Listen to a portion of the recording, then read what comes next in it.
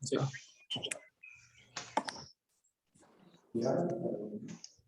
Buen día, Claudio. Hola, doctor Relay. Hola, Claudio. Hola, buen día. Hola, ¿cómo está? Hola, ¿Cómo estás? ¿Bien? Muy hola, bien. buen día a todos. ¿Qué tal? Hola, Buen Ricardo. día. Buen día, Alejandro.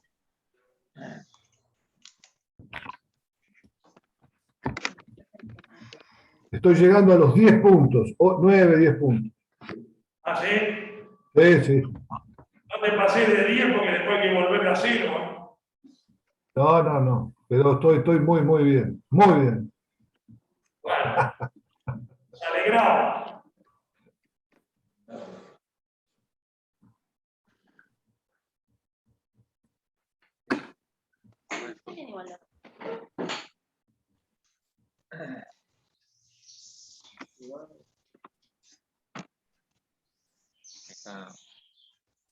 Se siguen uniendo.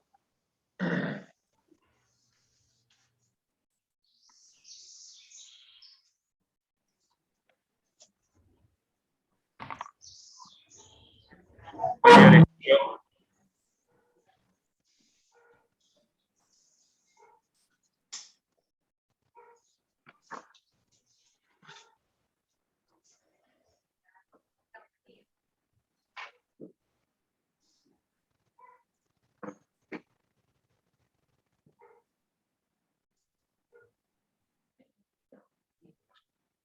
Qué bueno.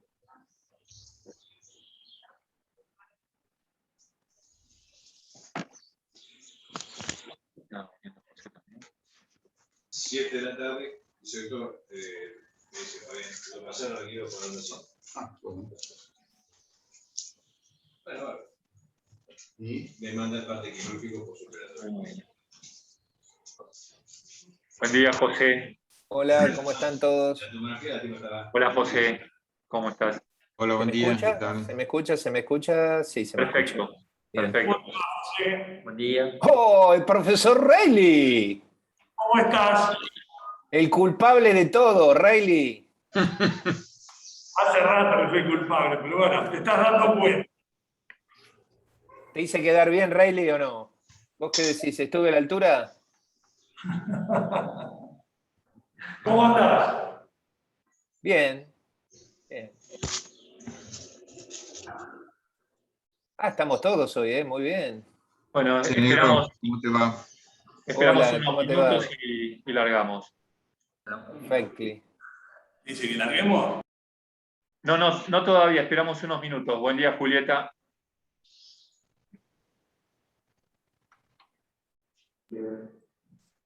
Y alguien que está mostrando su cinturón, no sé. Carlito. Bien.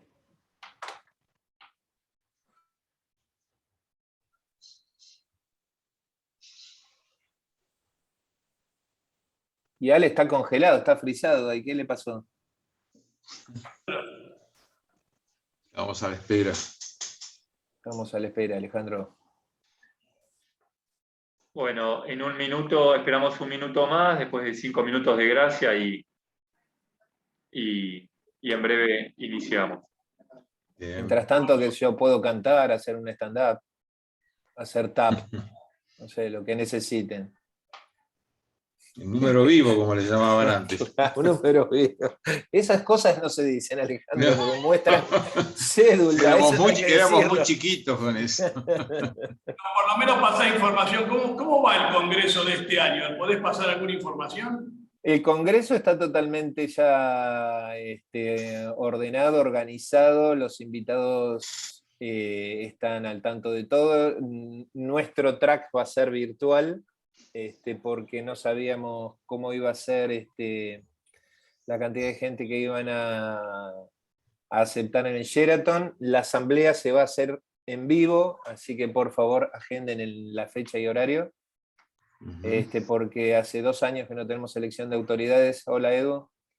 Buen día, Edu. Y la verdad sería bueno que estemos la mayor cantidad de gente posible.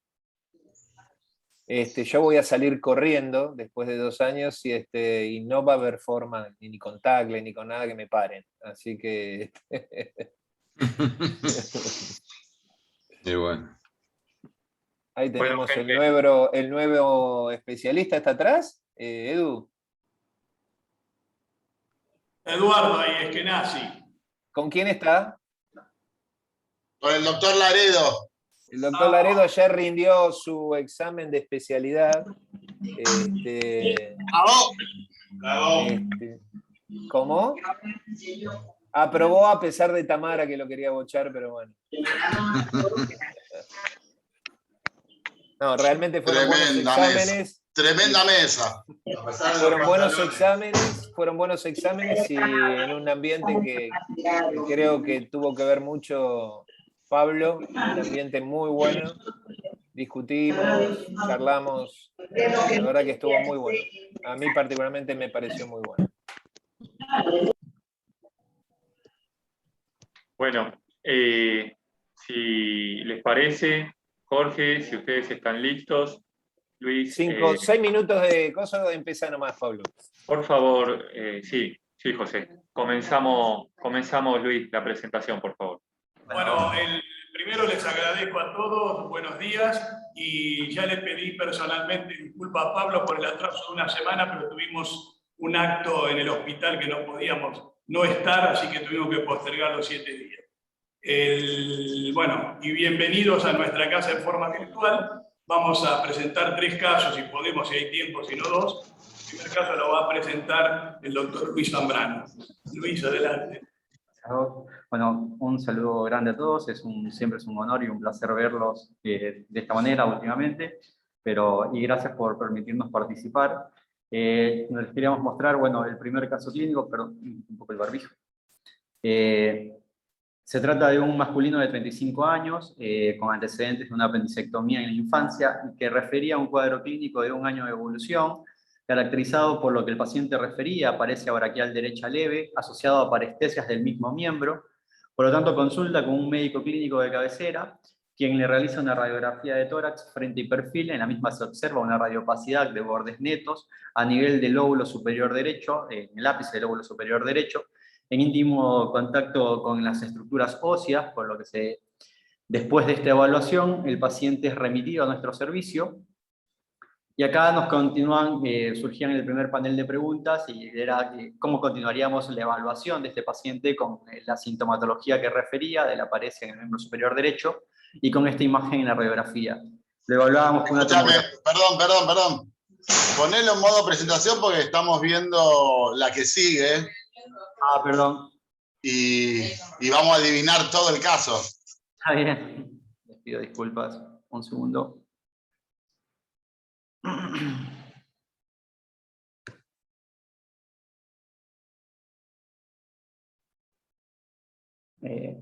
Creo que ahí está mejor. Bueno, las preguntas que nos surgían era cómo continuar la evaluación del paciente con una tomografía de cuello y tórax con contraste endovenoso, una resonancia magnética, electromiograma, un Doppler con maniobra de Axon, o realizar todas las anteriores. Creo que se puede votar.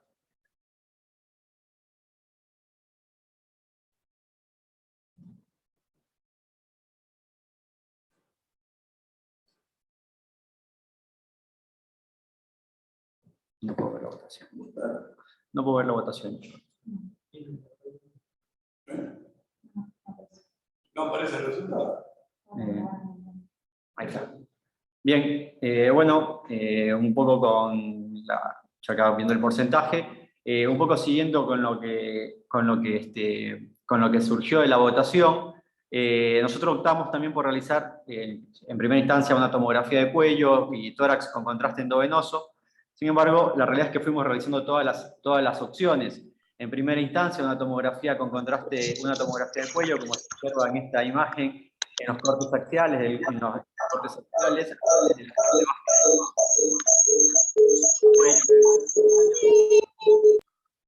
se observaba una formación heterogénea, ubicada sobre el lóbulo superior derecho, en íntimo contacto con las estructuras óseas, en este caso con la segunda vértebra torácica, e incluso invasión del neuroforamen. La formación es heterogénea, como podrán ver, de bordes irregulares. Sí, doctor Menéndez tiene levantada la mano, me parece. Ahí está. Entonces, Sí, si quieren yo voté resonancia porque se puede hacer una angioresonancia con resonancia y hacer los dos estudios juntos. Ves cómo están las estructuras vasculares, cómo está en el tronco nervioso y si hay afectación de alguna estructura ósea. Por eso me pareció que la resonancia con angioresonancia hubiese sido evitado un paso, pero no está mal hacer esto, obviamente. Gracias, Doc. Sí, nosotros, esto también se discutió en el servicio, se lo charló con los servicios de imagenología en el Ateneo. La realidad es que se optó por una cuestión para ver, efectivamente, con la angioresonancia podíamos tener también la ubicación vascular. Después de discutirlo, se optó por hacer todas las imágenes. Esta es la ventana parenquimatosa, como podrán ver. Ya se observaba también a nivel del cuello la misma imagen, la formación heterogénea, y en estos cortes de la tomografía de la parte del cuello, la invasión del neuroforamen, que era lo que más nos llamaba la atención en ese momento. Ubicada justo sobre C7 y T1. Esta es la resonancia, la misma imagen heterogénea que tenía un diámetro de 6.5 por 5.5 centímetros, con compromiso del neuroforamen, como se ve en la imagen, de aspecto heterogéneo de bordes netos, y en este corte axial la invasión y la dependencia que tenía el neuroforamen, que ya nos hacía un poco vislumbrar lo que íbamos a hacer, un poco las conductas que íbamos a tomar. Con el STRI, con el STIL de la resonancia magnética, comprobamos que esto, que con el contraste también que tenía, que era heterogéneo, también tenía un aspecto un poco quístico, la misma formación, y seguíamos viendo la misma formación que invadía el neuroforamen. Ante esta situación, buscando un poco la literatura, puesto que no era tan frecuente encontrar un tumor de mediastino posterior que tuviese invasión del neuroforamen, nos obligó a revisar un poco la bibliografía. Esta es una clasificación que encontramos de acuerdo a la localización anatómica, que es la clasificación de Eden, que lo estipulamos como un tipo 2 de dicha clasificación, con invasión tanto del neuroforamen, extradural e intradural, y compromiso paravertebral. Además, habíamos hecho otros estudios suplementarios, el Doppler, en el cual no encontrábamos cambios ni alteraciones en las velocidades, y sí un electromiograma, la velocidad de conducción disminuida a nivel del territorio del nervio mediano. Ante esta situación nos planteábamos otras interrogantes, era cómo continuar con el estudio del paciente, si optaríamos por una biopsia con aguja fina bajo guía tomográfica, una biopsia con aguja gruesa, o planteábamos la resección quirúrgica, o si ustedes tienen alguna otra opción como lo hubiesen estudiado, también la escuchamos porque nos planteó varias interrogantes.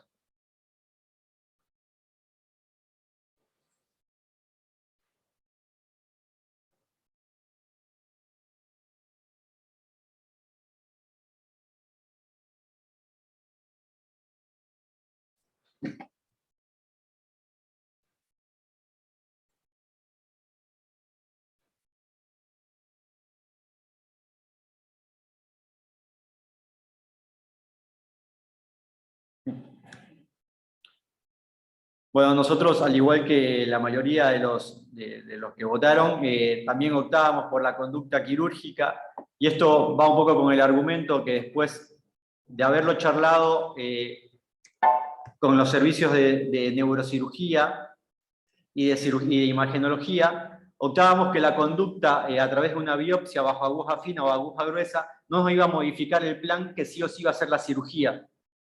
Después de haberlo discutido varias veces, se optó porque la conducta fuese quirúrgica. Esto es parte de los estudios prequirúrgicos que le solicitamos, puesto que ya lo teníamos estudiado con el electromiograma. Completamos con una espirometría, con el laboratorio, con estos valores, como lo ven en la diapositiva, y un riesgo cardiológico grado 2. Perdón. Sí, Doc. Podríamos ver, no sé quién es el que puso biopsias para ver qué argumentos se podría tener. Si es que alguien quiere decirlo, ¿no?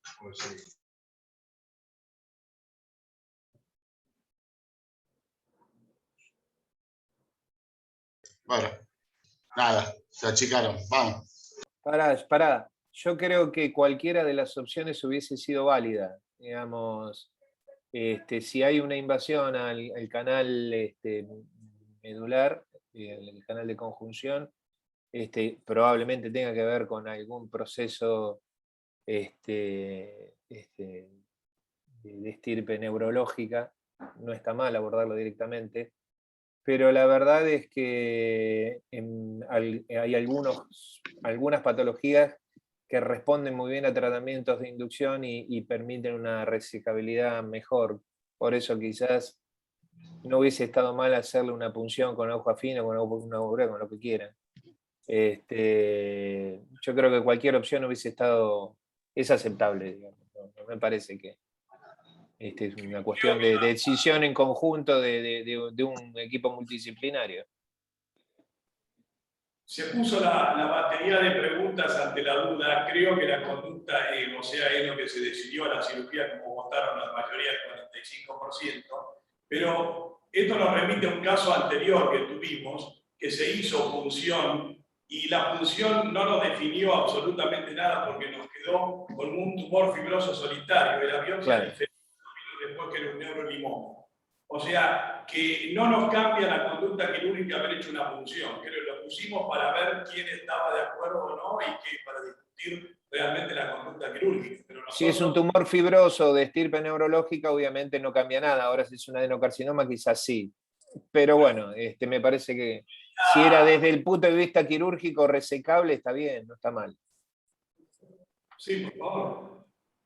Yo creo que como este paciente tenía en este problema tenía un compromiso, una afectación que no le importaba en ese momento, de mediano, o sea, tenía una compresión neurológica desde un punto de vista, yo creo que para hacer un tratamiento de inducción hay que esperar por menos 2 o 3 ciclos y eso es esperar por menos 1 mes y medio.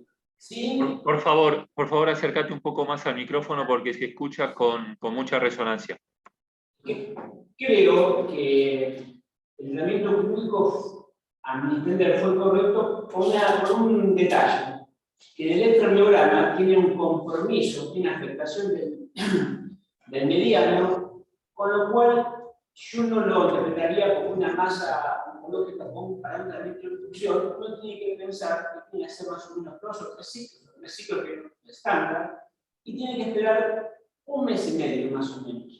En ese mes y medio uno está esperando una respuesta incierta y el compromiso neurológico, si no hay respuesta, va a ser mucho mayor. Entonces, yo creo que la opción quirúrgica, ante todas las circunstancias, estuvo correcta, me parece. Pero ese es el condimento que pesa sobre la conducta quirúrgica.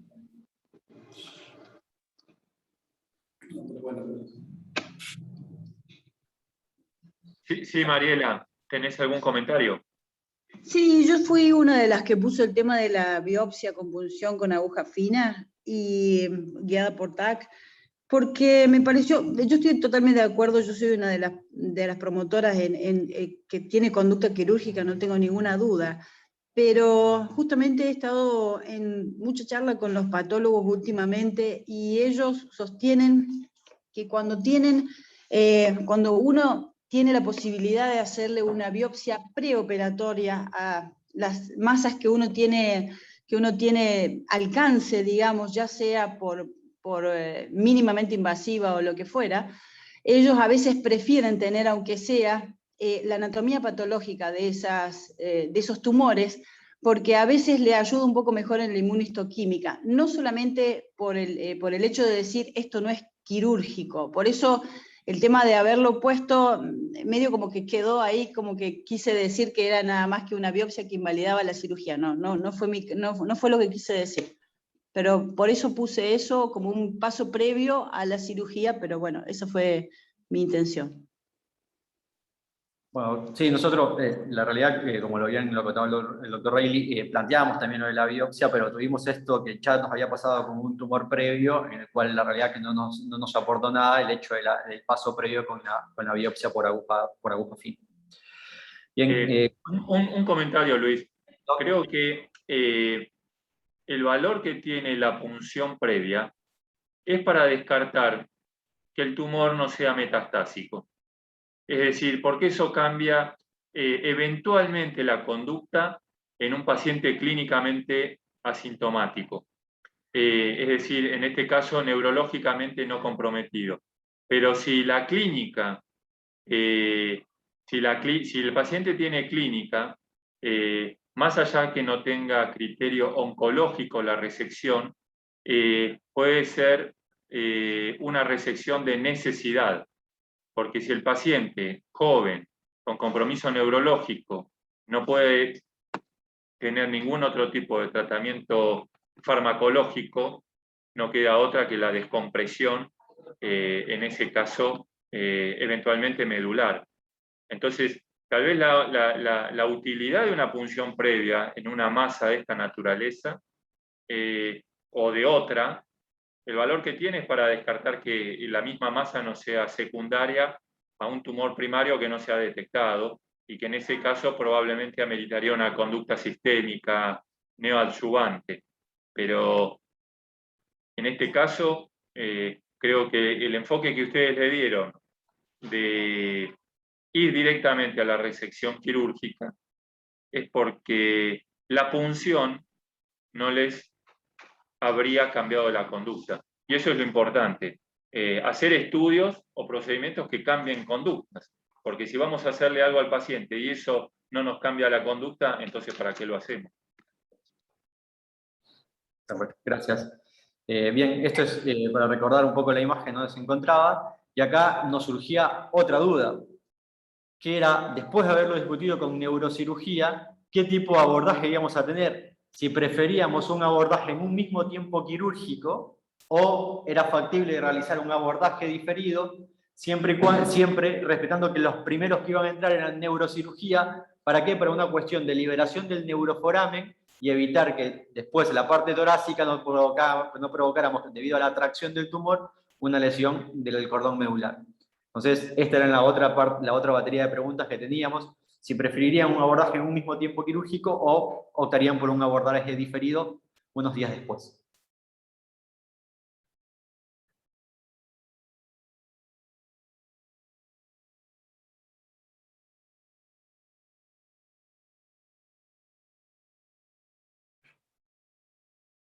Bien. Bueno, el 100% optó por un abordaje en un mismo tiempo quirúrgico. La realidad es que nuestro plan inicial fue así, fue realizar un abordaje en un mismo tiempo quirúrgico junto con neurocirugía, pero en la parte quirúrgica los imponderables siempre existen. Entró neurocirugía, como logran ver, en primera instancia con un abordaje posterior para lograr realizar la descompresión del neuroforamen, liberarlo. Resulta ser que el tumor estaba adherido a la dura madre, lo cual tuvo una apertura de la misma, con un sangrado intraoperatorio de aproximadamente 1.700 mililitros, lo cual prolongó el tiempo quirúrgico, y después de aproximadamente 6 horas de neurocirugía y charlarlo en ese momento intraoperatorio con los neurocirujanos, con el equipo de anestesia, con los terapistas, se optó por diferir el abordaje de cirugía torácica, puesto que el paciente, si bien no estaba en una inestabilidad hemodinámica, el tiempo quirúrgico que ya tenía neurocirugía, que después terminó siendo de 7 horas y media, hizo que nuestro tiempo operatorio fuera diferido para en segundo término. Lo cual que ocasionó que el paciente pasase a la terapia intensiva. A las 48 horas del posoperatorio presentó una fístula de líquido cefalorraquídeo con un débito de 300 mililitros día, por lo cual requirió un drenaje, realizando dos registros febriles, por lo cual hubo que pancultivar al paciente. No crecieron nada en los cultivos, pero nos tocaba la parte nuestra, la parte torácica, la cual quedó diferida para después de 10 días, cuando el paciente estaba con un hematocrito de 36, con un coagulograma acorde, y después de charlarlo nuevamente con el mismo equipo quirúrgico, se optaba por tomar la decisión nuestra. Entonces nos surgía la otra parte de la discusión, era qué tipo de abordaje preferirían o preferiríamos hacer.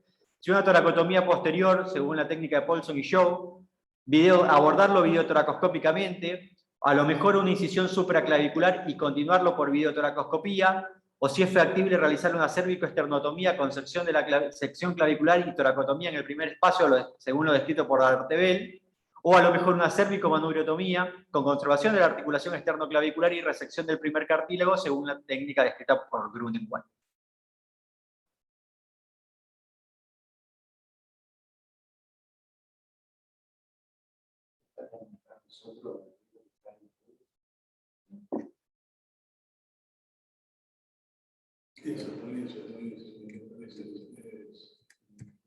Bueno, me spoileé.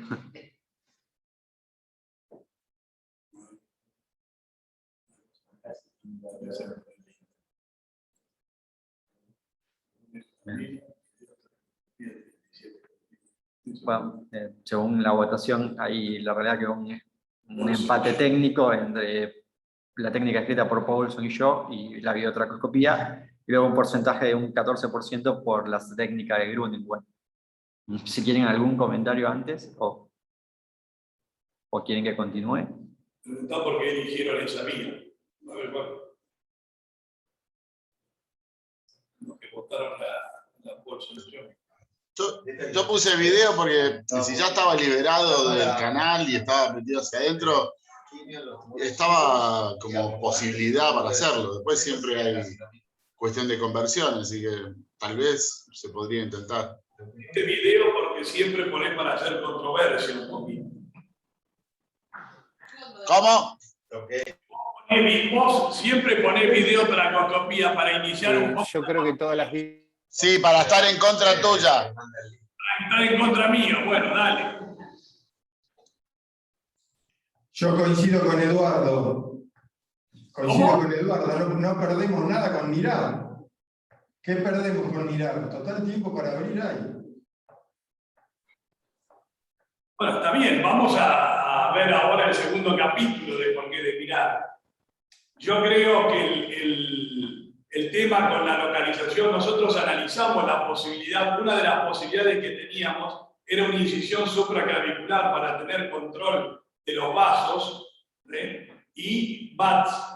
Pero después realmente creo que por lo que optamos y viendo, o sea, con el diario del lunes, creo que la decisión correcta fue el abordaje que hicimos. Sigamos. Yo les continúo. Bueno, nosotros optamos por, como el 14% de los que votaron, a través de una inserción, según la técnica descrita por Grunewald, como se ve en la imagen. Igual estábamos seducidos por el abordaje por videotoracoscopía, fue lo que se planteó en primera instancia, incluso revisando un poco la literatura para estos tumores que se encuentran justamente en la entrada torácica, y por el tamaño del tumor, incluso hablábamos de a lo mejor acompañarlo de una incisión supraclavicular para el control vascular. Pero como lo que había ocurrido con neurocirugía, tal vez un poco nos abrió, nos entró un poco la incertidumbre de saber que nosotros también podríamos tener un sangrado de las mismas características y por ahí se nos iba a complicar por video el control posterior. Lo abordamos a través de una incisión según la técnica descrita por Grunewald, como ven acá en la gráfica, está marcado el borde del esternocleidomastoideo, asimismo el segundo espacio intercostal y la clavícula. Lo que nos permitió, en primera instancia, tener un control vascular, tanto proximal, acá ven la yugular reparada junto con la carótida, con el vessel loop azul la yugular y con el rojo la carótida. Y luego, la apertura del manubrio esternal, en primera instancia, con una sierra oscilante, y luego lo continuamos en la tabla externa con un ledge. No teníamos sierra vascular cardíaca, así que lo hicimos con un ledge, con conservación de todo el complejo osteomuscular, como se ve acá en la imagen, y luego la sección del primer cartílago costal, lo cual nos daba esta apertura, y como se ve acá en la siguiente imagen, hacia cefálico, el control de la yugular y la carótida, y así lo que nos permitió levantar el complejo osteomuscular, la incisión que realizábamos, y control distal, puesto que se fue a buscar la arteria y la vena axilar en este instante, y además reparar la vena cava, puesto que el tumor se encontraba adherido a la misma. Como decíamos, los imponderables quirúrgicos, tuvimos un sangrado de la vena axilar, lo cual rápidamente fue controlado por el hecho de tener el control vascular distal, y esta es la pieza quirúrgica afuera, la cual medía 6.5 centímetros de diámetro. Con esto el paciente pasa, y acá hicimos el cierre del esternón con material termocontraíble de FlexiGrip. Acá esta es la parte cerrada del manubrio esternal, esto es la unión del segundo cartílago costal al manubrio y la incisión posterior. El paciente pasa posteriormente a la terapia intensiva. La anatomía patológica de esto nos vino que era una lesión de aparente origen neural todo fuso celular, no quedó claro, todavía la están revisando las patólogas. En terapia intensiva el paciente continuó con una disminución de la fístula del líquido cefalorraquídeo, después de unos días pasó a la sala y tiene una movilidad conservada del miembro superior derecho. Nos tocó buscar un poco la bibliografía y los quería compartir un poco con ustedes. Y estos tumores del mediastino posterior que tienen compromiso neural, también denominados tumores en mancuerna, tumores de tipo PESA o dumbbell tumors de la bibliografía americana, son el 18% de los tumores del mediastino posterior. La mayoría son adenomas mediastinales y el compromiso que tienen es un compromiso intraespinal y extraespinal, por eso el nombre. Y de estos, la localización menos frecuente es torácica y aproximadamente el 5% tienen localización cérvico-torácica, como presentaba el paciente nuestro. Como les decía en un principio, nos obligó a buscar mucho de la literatura. La clasificación que más se adaptaba a lo que nosotros queríamos era la clasificación de Eden, que habla justamente de la localización anatómica, y el nuestro se trataba de un tumor tipo 2, puesto que tenía compromiso intradural, extradural, foraminal y paravertebral. La misma bibliografía y esta clasificación nos permitió seguir buscando, y ya hay un paper publicado por Perrot en el 2012 sobre una división de las zonas de entrada torácica, y dice que las zonas deben ser divididas en cinco regiones. La zona 1 es la que va a estar por fuera de la vena subclavia y más pegada hacia el esternón. La zona 2 entre la vena y la arteria y con cierta localización hacia el manubrio esternal. La zona 3 por fuera de la arteria subclavia en contacto con las vértebras. Y las zonas 4 y 5 son prácticamente extratorácicas. En el caso de nuestro paciente se encontraba ubicado en la zona 3, y este paper también nos hablaba de qué tipo de abordaje podía ser mucho más beneficioso para la localización de cierto tipo de tumores. En el caso nuestro, al ser una zona 3, la cervicotomía con un abordaje transmanubrial podría ser una alternativa.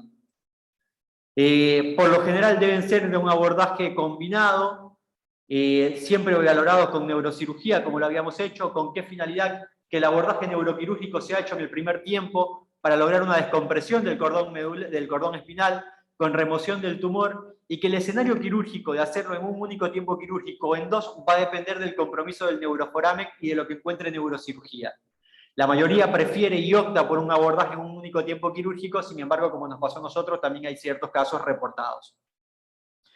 Y como les decía, estuvimos seducidos por la videotoracoscopía, lo planteamos varias veces, a lo mejor ayudarlo con una incisión supraclavicular para el tema del control vascular. Sin embargo, también la bibliografía, y en la serie más grande que hay de tumores del mediastino posterior, que es la de Suafen, que es un reporte del 2018, habla que la videotoracoscopía puede encontrar una limitante para los tumores del mediastino posterior localizados a nivel del ángulo cérvico-torácico, sobre todo si tienen un tamaño superior a 6 centímetros, puesto que tienen mayor cantidad de reportes de lesión del plexo braquial. Lo cual nos obligó a replantearnos lo que íbamos a hacer. Por eso recurrimos al paper original, publicado por Grunenwald y Spaghieri en el 97, donde describen su técnica, justamente que es una resección segura para aquellos tumores localizados a nivel del opérculo torácico, porque va a permitir una exposición de los cuerpos vertebrales de C3 hasta D3, permite el control vascular y sobre todo aislar el plexo braquial. Fue por lo que optamos nosotros. Ya hace un tiempo atrás el grupo al cual pertenezco también había tenido un caso parecido, con una incisión, lo habían abordado por una incisión parecida. En este caso prácticamente no había un compromiso del neuroforamen, y esto es un poco la estadística de los últimos años. Hay aproximadamente 9 casos operados por el grupo nuestro, 6 abordados por videotoracoscopía, 1 con conversión de la misma, y 2 abordados por esta vía, que es con conservación del complejo tiomuscular, como la describen con TOSA. A modo de conclusión, podríamos decir que son tumores poco frecuentes, que requieren de un abordaje interdisciplinario, que aquellos tumores ubicados sobre T1 requieren de un abordaje que tenga que tener un cérvico torácico y neuroquirúrgico, que lo ideal sería resolverlo en un mismo escenario quirúrgico. No se pudo, lamentablemente. Tal vez la videotoracoscopía encuentre una limitación para los tumores ubicados a nivel del opérculo torácico, y esto hace que la vía de Grunenwald continúe siendo un abordaje ideal para este tipo de tumores. Gracias por los comentarios, gracias por las preguntas, gracias por escucharnos, y bueno, si tienen algún otro tipo de comentarios, estamos más que abiertos a escucharlos. Felicitaciones por la presentación del caso. y particularmente quiero destacar el criterio anátomo-quirúrgico que tuvieron al momento de decidir el abordaje, porque no es solamente relevante definir el abordaje en función del tumor, sino del control vascular necesario que puede presentarse durante la cirugía. Y bueno, quedó demostrado con el sangrado del axilar que tuvieron. Evidentemente lo han podido controlar sin mayores dificultades y bueno, el abordaje como elemento crucial, no solamente para abordar el tumor en sí mismo, sino también para un efectivo control vascular. Felicitaciones. Gracias. Yo coincido plenamente con lo que se acaba de decir en la presentación del caso y cómo se trabajó en ello. Y viendo ya el primer estudio, la primera imagen, ahí uno ya se da cuenta que si bien tiene una progresión como se hizo endomedular y se abrió por atrás por los neurocirujanos, pero no iba a ser posible sacarlo de otra manera que no hubiera sido por esta vía.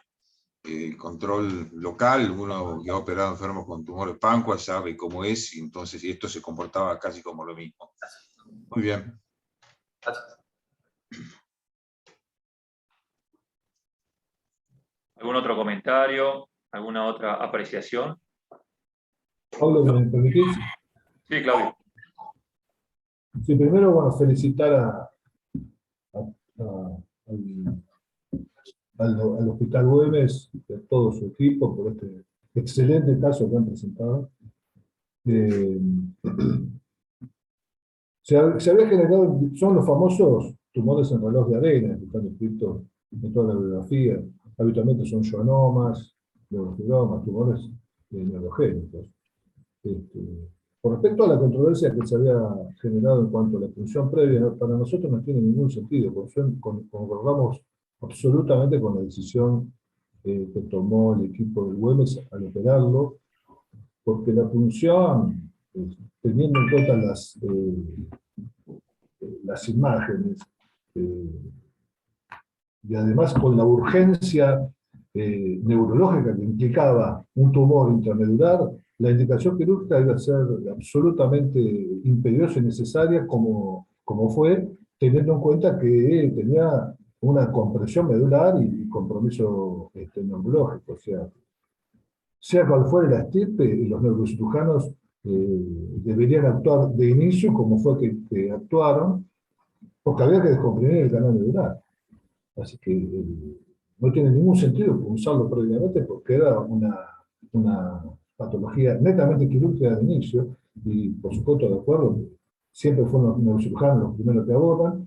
Nosotros, en cuanto al abordaje torácico, hemos hecho la vida de Grunwald, es muy buena, pero es cierto que hay regiones, y también, es decir, yo opté por la opción de toracotomía y abordaje de Paulson, que también es excelente vía, sobre todo para los tumores neurogénicos con compromiso, tumores neurogénicos posteriores, o sea, en las zonas 5 y 6, como bien describió el doctor Zambrano.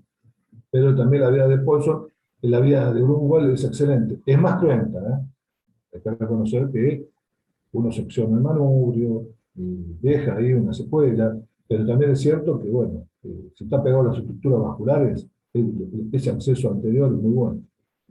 Así que, nada más, felicitarlo de nuevo, excelente caso. Gracias. No sé si, bueno, primero le agradecemos a los preopinantes las consideraciones, y la pregunta sería si han tenido alguna experiencia, porque nosotros este caso nos movilizó a buscar hacer una búsqueda en la literatura, y hay casos aislados, no hay series por la localización de C7D1 que publiquen grandes series. Por eso la pregunta que les hago primero es si realmente ustedes tienen algún caso similar operado.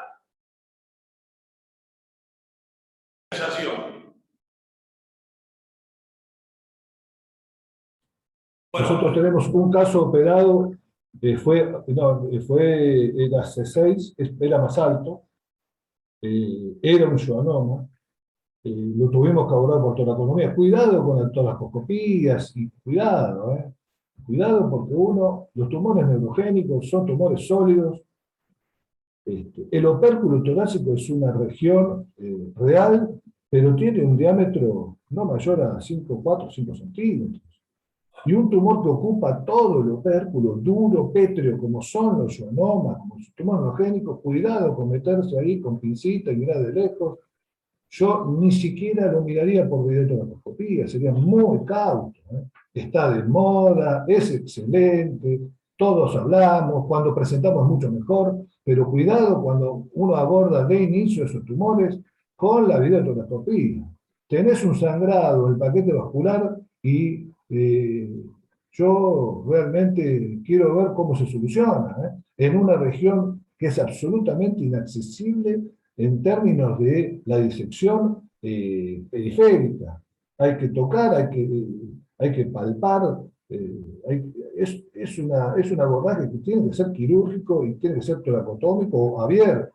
Por eso yo escucho videotoracoscopía y obviamente respeto. No me metería nunca a abordar. Ahora, como dijo Rosertales, si lo hemos escuchado, él reseca la primera costilla en los síndromes de opérculo torácico distintos a estos. Bueno, tiene material, reseca la primera costilla por vía sobre todo las costillas supranumerarias, la primera costilla, etc. Es otra cirugía. Pero el abordaje del síndrome del opérculo torácico por tumores neurogénicos, para mí está perfectamente hecho la cirugía abierta. Y lo que vos comentás, Jorge, sí, hemos tenido un caso así, lo operó en neurocirugía de Movide también, fue muy difícil, prolongado. Después de eso, a las 4 de la tarde tuvimos que largar nosotros la toracotomía, y bueno, resultó bien. Bueno, yo creo que coincido plenamente en lo que decís, y esto para nosotros constituyó un desafío, sinceramente, cómo abordarlo de discusiones, o sea, no de discusiones, teníamos muy claro, que para meternos a resecar este tumor teníamos que tener control proximal y distal de todos los vasos. La zona cérvico-torácica es una zona muy difícil anatómicamente, es una zona que hay que ponerse cómodo y hay que tener la seguridad, esto un poco para la gente joven. O sea, van a encontrar trabajos que dicen por videotoracoscopía, pero no del tamaño de este tumor. Este tumor medía 6,5, casi 7 centímetros. Y creo, volvemos a poner en superficie las bondades de la incisión de Grunewald, que es una incisión que mejora la de Laterbel porque no lesiona la clavícula, mantiene toda la articulación externo-clavicular y tiene muy buena funcionalidad a posterior. Y da un acceso realmente a todos los vasos. Creo que la elección fue la correcta y la resección fue satisfactoria y creo que tuvimos, sí, un pequeño accidente con la vena axilar, pero fue solucionable perfectamente por el control que teníamos meticuloso de todos los vasos. O sea que la recomendación, en definitiva, es que la vía de Grunewald es un buen abordaje si vuelven o sea, si llegan a tener que vivir la situación de tener que resolver un caso como este.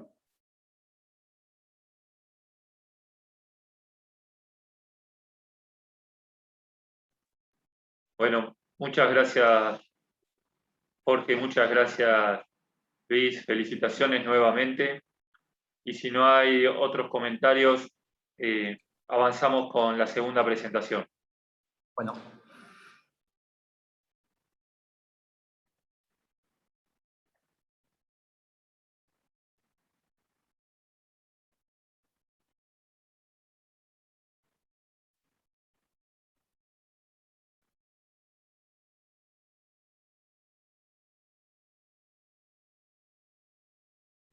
Buenos días a todos. Doctor, le solicito si me permite compartir pantalla. No sé si ya estoy habilitada.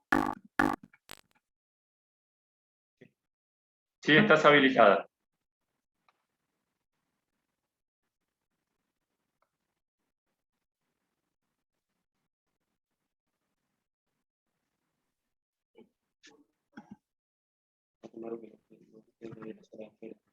No, no hay nadie. ¿Se puede ver bien? Para compartir pantalla.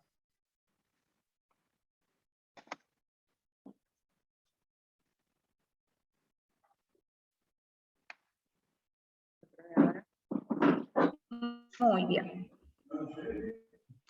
A ver, Ingrid, probá nomás.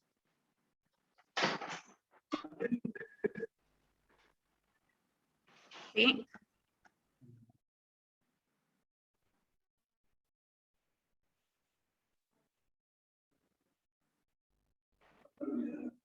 No, ahí no se va a ver.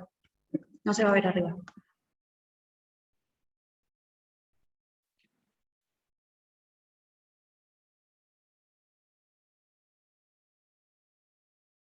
¿Me escuchan bien?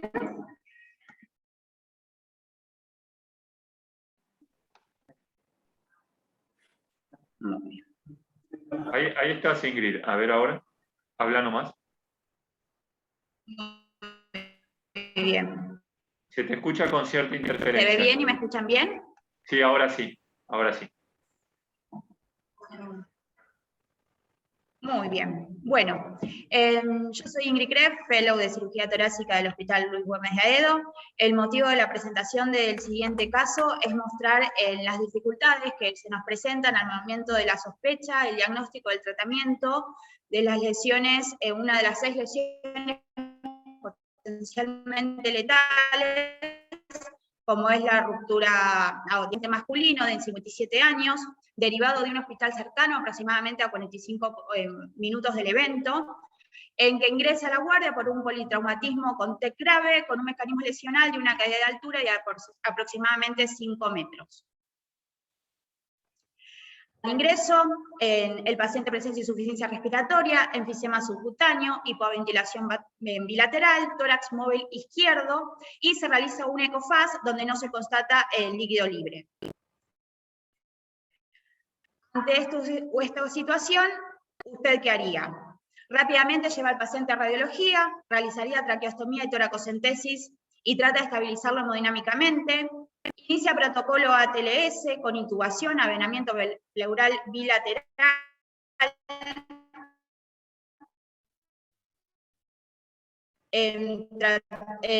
trasladando luego al paciente y tomografía de tórax. No sé si se puede habilitar la votación.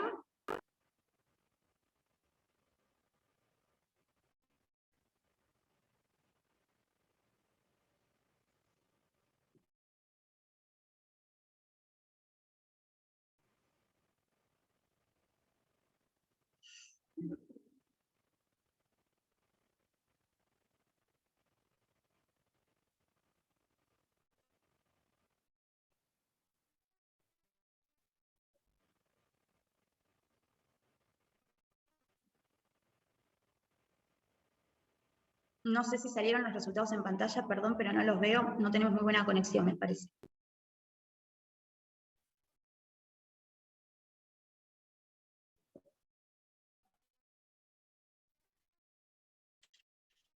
Muy bien. Bueno, como el 88% no sufre tratamiento pleural bilateral y el paciente se presentaba con estabilidad hemodinámica con tendencia a la inestabilidad, por lo que se le realizó una tomografía de tórax, donde se constataron múltiples lesiones como fractura de órbita de arco zigomántico izquierdo, una hemorragia subaracnoidea frontal izquierda con contusión temporal derecha, fracturas costales múltiples de clavícula, omóplato izquierdo, hemoneumotórax izquierdo y derecho y una contusión pulmonar bilateral y fracturas de apófisis transversa en L3, L4, L5, crestas celíacas y gama hilo de impacto. Ante estos hallazgos tomográficos, ¿usted qué decidiría? ¿Una resolución por neurocirugía con la colocación de PIC y una estabilización de la fractura, continúa siendo en la legislación, evaluar el tratamiento multidisciplinario, indica toracotomía de urgencia más estabilización de la pared torácica de salida debido a que el avenamiento drenó unos 1100 mililitros hemáticos y 100 es luego posterior en la primera hora, o envía al paciente. Ingrid, disculpa Ingrid. Se te escucha muy entrecortado, Ingrid. Procura acercarte al sitio donde tengas el Wi-Fi y de moverte lo menos posible. para no perder la señal. O cortá videos tuyo. Sí, también cortar video para tener menos requerimiento de ancho de banda. Perfecto.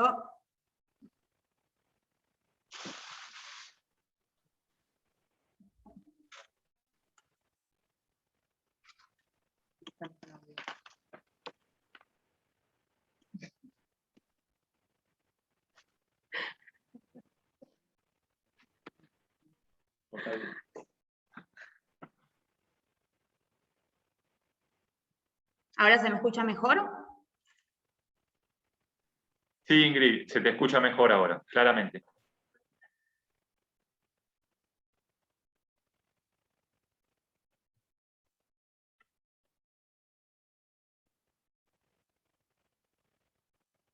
Bueno. Nosotros lo que decidimos hacer, que coincidimos con el 40% de los opinantes, es enviar al paciente a terapia para la colocación. No sé si pueden ver mi pantalla.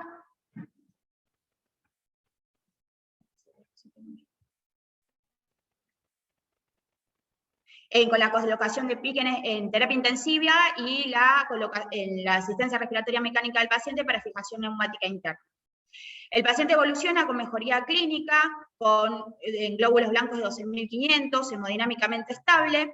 Se realiza una retomografía donde Paremos. Sí. ¿Por qué toracotomía de urgencia? Casi la mitad dijo toracotomía de urgencia. Sí, si alguien quiere comentar ahora. Fue 40-40 casi, ¿no? Si quieren. Casi.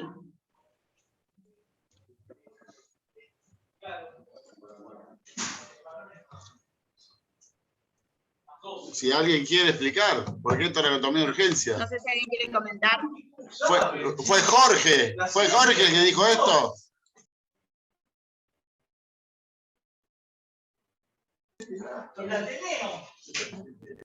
Jorge, vos fuiste. Quiere confundirlos a todos.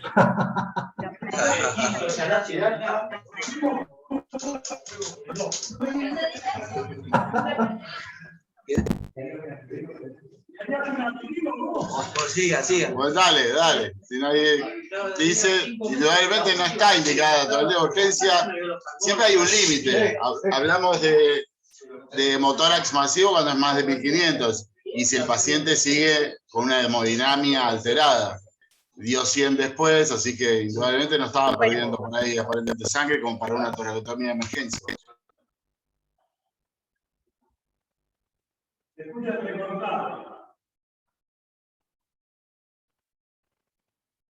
Bueno, continuamos. Se le realizó una nueva tomografía, más que nada para ver la evolución del paciente y su contusión pulmonar. En la tomografía que se realiza con contraste se constata una lesión aórtica torácica grado 3. Ante esta situación... Espera, ¿se hizo una nueva tomografía? Sí, Doc, se realiza una retomografía. Me quedó de la primera parte que te iba a decir. Al cuarto día se realizó una retomografía, perdón. La primera, ¿era con contraste? La de ingreso no era con contraste, doctor. Bueno, eso hay que hablarlo también. Es lo que le iba a decir antes. Fundamental que se acostumbren y hay que predicarle a los clínicos, porque a veces acá nos dicen en el Pinheiro que lo primero lo ven los clínicos y ellos les piden la tomografía sin consulta. Hay que hacer con contraste todas las tomografías. En trauma tiene que ser con contraste. No se ven las pérdidas sanguíneas y tampoco el contraste de órganos macizos. Así que no olvidarse eso, hay que recalcar muy bien que todas las tomografías, más en trauma, tienen que ser con contraste endovenoso. Y si puede ser angiotac, mejor.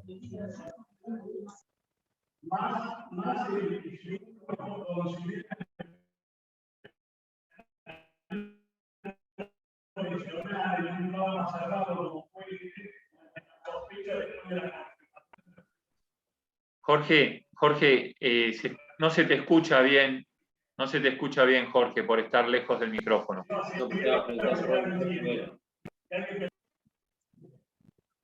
pero lo que decía que acelerando lo que dice Eduardo, justamente considerando el mecanismo lesional que hay que hacer.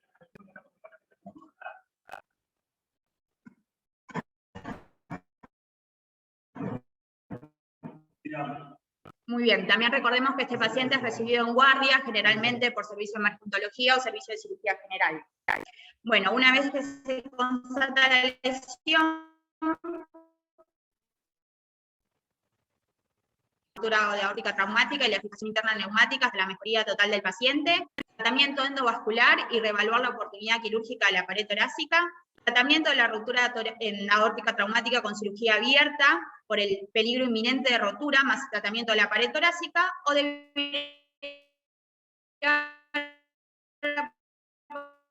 paciente a un centro con cirugía cardíaca.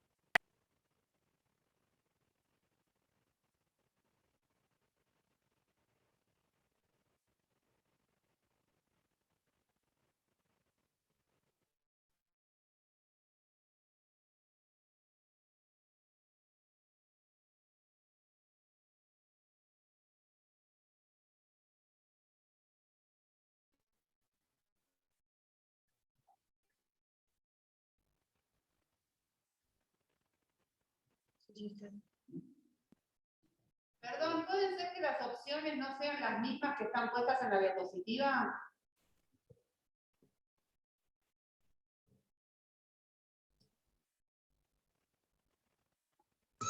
Creo que faltaba la de endovascular en la... Sí, falta esa. Exacto. Exactamente, que es la que yo quería responder. Yo también. Pero no- Las correctas son las de las diapositivas. Sí, pero en la gris, en el formulario que mandaron, no estaba la de No endovascular. está. En la encuesta no está. Por eso, bueno, es lo mismo que diría. Ahí está, ¿ves? Dice expectante en las dos. Mal, doctor, disculpe. Claro. Porque la opción es el tratamiento endovascular. Exacto, coincido con eso. Estamos todos de acuerdo. El tratamiento endovascular y reevaluar la oportunidad quirúrgica de la pared torácica. Esa es la que falta en las opciones para votar. Bueno, como bien dijo el doctor,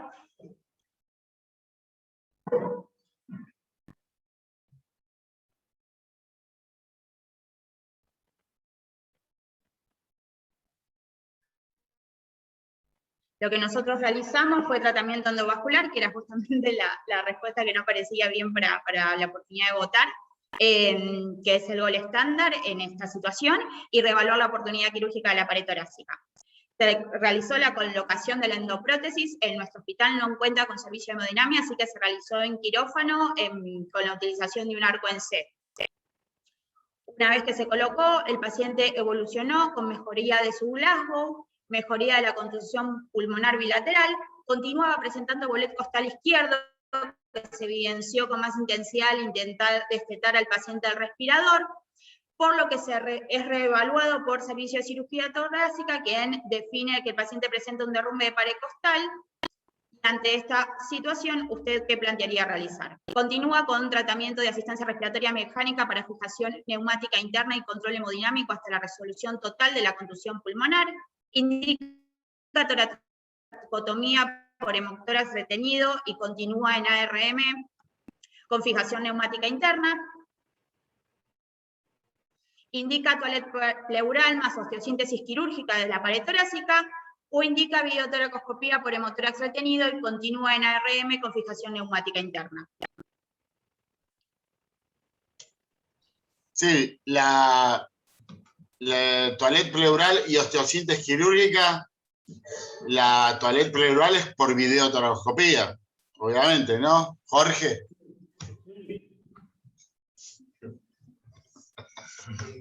Y la explicación como se encontraba.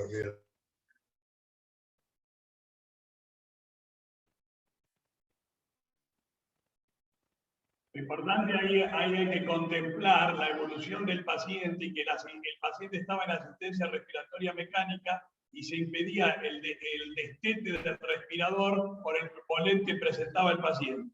La evolución clínica era favorable, estaba mejorando. Bueno, sin mucha controversia, como votó el 100%, indicamos la toilet pleural con osteosíntesis quirúrgica. Este es un pequeño video de la cirugía. No sé si lo pueden ver.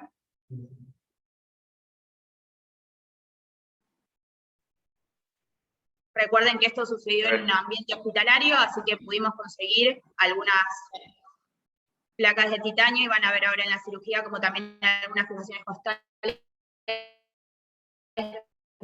tuvimos que hacer mediante Judet porque era con lo que contábamos.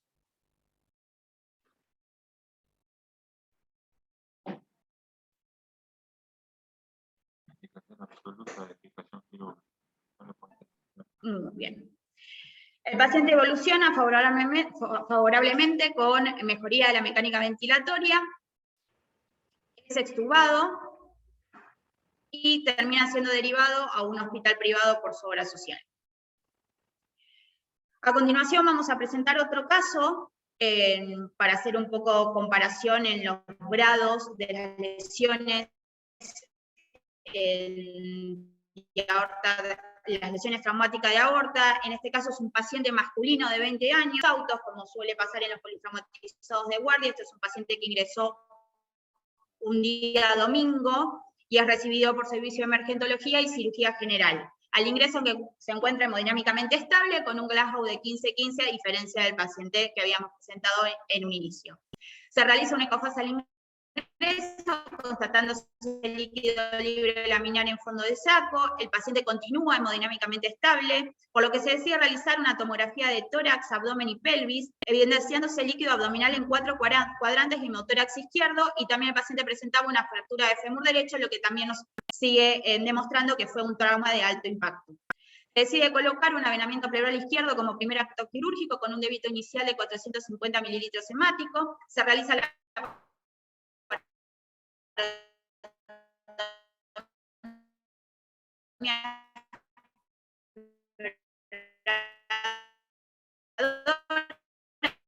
constatándose hemoperitoneo de cirugía general.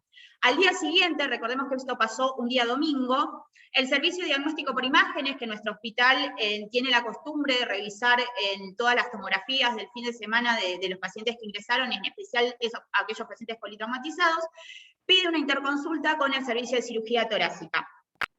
Díganme si pueden ver el video.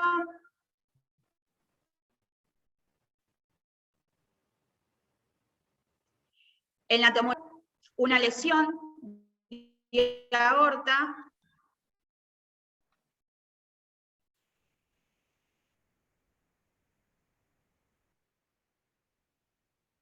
Está un poco entrecortado, Ingrid.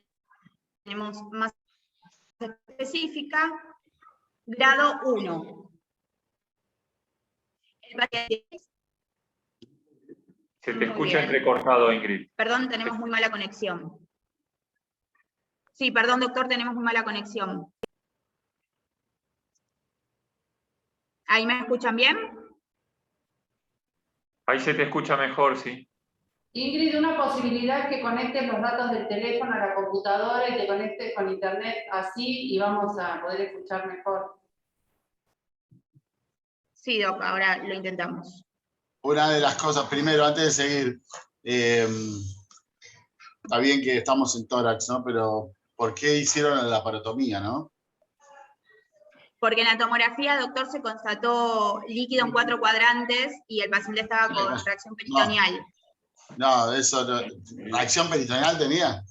Sí. ¿Estás seguro? Es raro, ¿eh? Eso es lo que nos comentó la guardia que lo recibió. Sí, bueno, eso probablemente uno no puede ir contra eso, pero... bueno, lo mismo, no tenía tomografía de contraste inicial tampoco. Y otra de las cosas también que quiero decir es que ahora empiecen a hacer y llamarlo como EFAST. No es ECOFAST, es EFAST, que es el FAST extendido a tórax para ver bien cavidad pleural, ya sea líquido y neumotórax, ¿no? Sí, doctor. No sé si ahora logran escucharme mejor.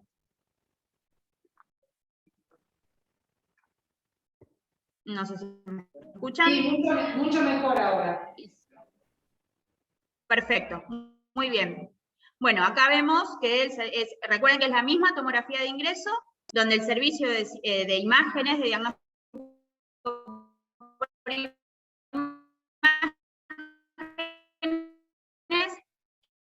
Otra vez se escucha pésimo. evidencia la lesión en la sala de cirugía. Perdón, no puedo hacer marca, se escucha mal. No, es un problema de conexión. Ay, perdón, lo estamos tratando de solucionar.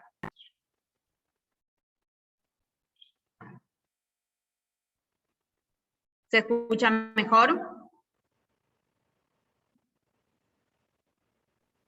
Ahora pareciera que sí, Ingrid.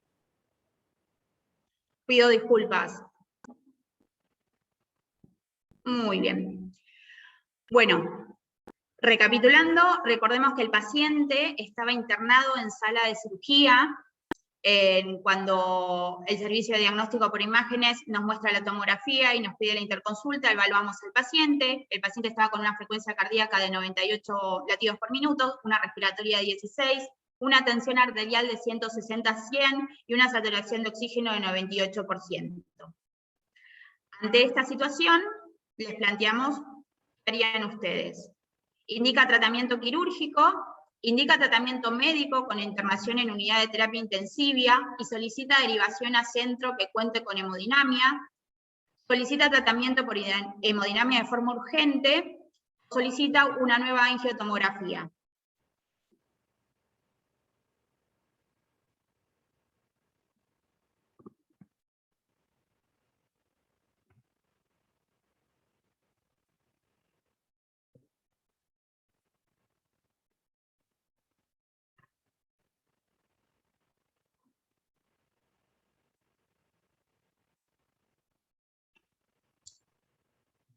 Sí, alguna consideración de la tomografía es que la anterior no se veía un blush, no se veía pérdida de sangre. Aparentemente era como una... No.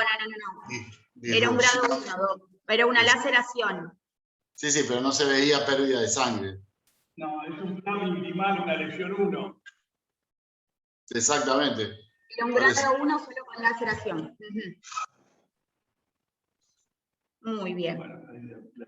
Bueno, nosotros lo que decidimos hacer, indicar tratamiento médico con internación en terapia intensiva, ya que al ser un grado 1, generalmente los pacientes con tratamiento médico evolucionan de forma favorable, y sí solicitamos derivación a centro que cuente con hemodinamia, porque con estos pacientes, si bien el primer gesto en un grado 1 es hacer una internación en terapia intensiva y tratar la tensión arterial, siempre se tiene que contar con un centro de hemodinamia por si el paciente no evoluciona de forma favorable.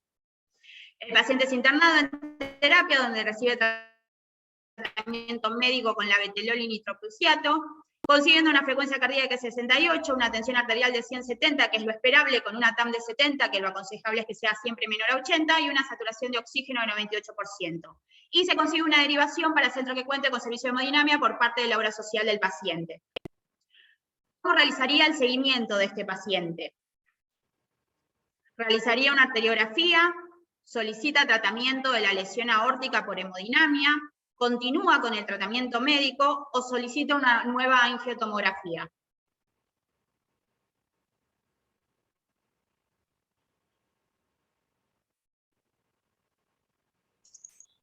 No entiendo la pregunta. El paciente fue derivado, estaba con buena respuesta al tratamiento médico y planteamos cómo siguen a ese paciente, cómo continúa su evolución. ¿Y la hemodinamia y los especialistas qué dijeron?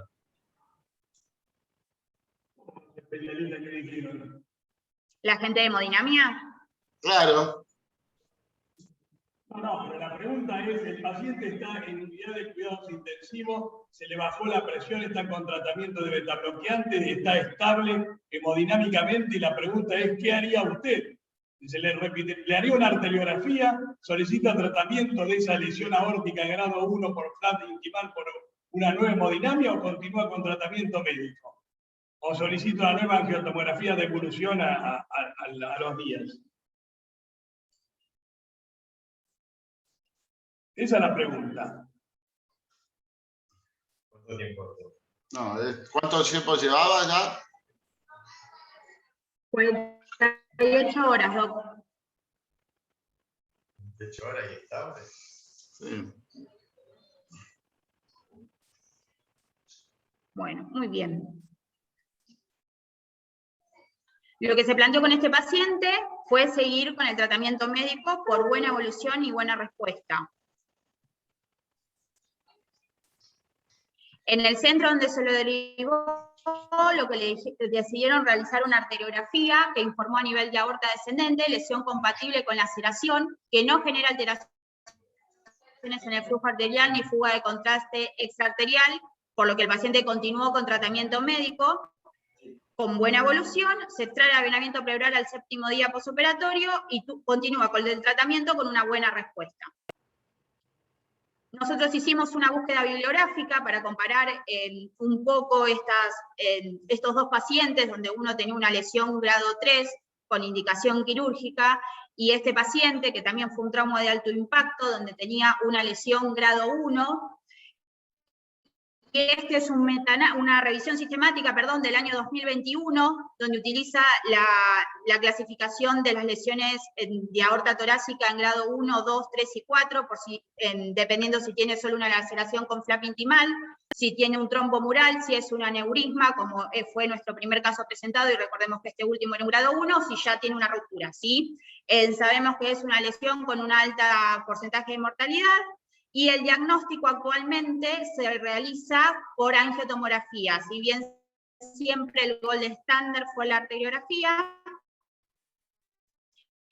en los últimos tiempos, con la mejoría de las imágenes por tomografía, si se necesita un paciente con una tomografía, tiene una similaridad y especificidad con es un retrospectivo que, no sé si lo pueden ver, o si no pasó la diapositiva. Ahí lo pueden ver. Un trabajo retrospectivo con 273 pacientes con lesión de aorta por traumatismo de tórax, donde se le realizó tratamiento médico a 48 pacientes, 26 eran grado 1, donde en la actualidad el tratamiento médico para el grado 1 es seguro, confiable y es la indicación principal, y para el grado 2 ya es un poco más controvertido, generalmente lo que se decide es realizar tratamiento médico y ver la evolución del paciente, por eso siempre es tan importante que esté en un centro que cuente con hemodinamia. En este trabajo retrospectivo, los 48 pacientes que hicieron tratamiento médico, de los cuales 22 tenían grado 2, respondieron favorablemente al tratamiento médico y no necesitaron ninguna intervención endovascular. Este es un último trabajo que nos parecía importante mostrar, que compara la cirugía abierta con la endovascular, sabiendo que el tipo de internación del paciente por mayor agresividad en la unidad de cuidados intensivos. Y este es un trabajo que nos pareció muy importante mencionarlo porque es un trabajo nacional del Hospital de Urgencias de Córdoba con un N de 12 pacientes, donde en todos decidieron realizar tratamiento endovascular con buena evolución. Entonces, a modo de conclusión, en la rotura de aórtica traumática con los pacientes estables, lo importante es recordar que lo que es grado 1 y grado 2, el tratamiento médico bien instaurado en una unidad de cuidados intensivos con monitoreo constante del paciente, puede tener una buena evolución con un éxito de cerca del 98%. En los grados 3 y grado 4, cuando ya tengo un pseudoaneurisma o rotura, el tratamiento tiene que ser endovascular o quirúrgico, si no estoy en un centro que cuente con servicio de hemodinamia, y en los pacientes inestables, hasta el grado 3 en centros de alto flujo, especialistas en lo que es el tratamiento endovascular, especialmente en los Estados Unidos, plantean que en un grado 3 y un grado 4 a veces el paciente, aunque esté imaginado paciente inestable, se ingresa. Muchas gracias y perdón por los problemas técnicos.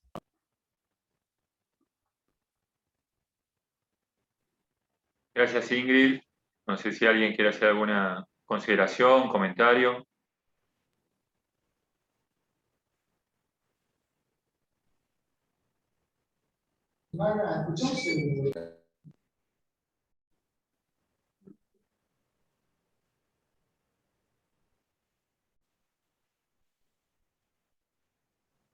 Me parece... Pablo, yo quería hacer una pregunta. ¿Cuál es el porcentaje? Sí, Tamara. Sí, ¿Cuál Tamara. es el porcentaje de los pacientes con tratamiento médico de las lesiones grado 1 que presentan dilataciones aneurismáticas a posteriori y que tienen que ser tratados en el sitio de la laceración? Perdón, Doc, se cortó y no se entendió la pregunta.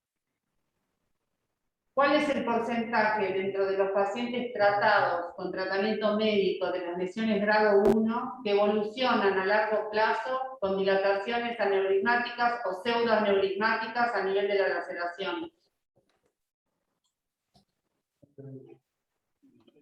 Mire, Doc, la revisión sistemática que encontramos del 2021, que fue el trabajo más grande que encontramos, el seguimiento de pacientes lo hacían a los 3 meses, a los 6 meses y a los 12 meses con angiotomografías. De esos pacientes que siguieron, que el trabajo hablaba no solo de grado 1, sino pacientes de los 4 grados, los de grado 1 no presentaron ninguna complicación.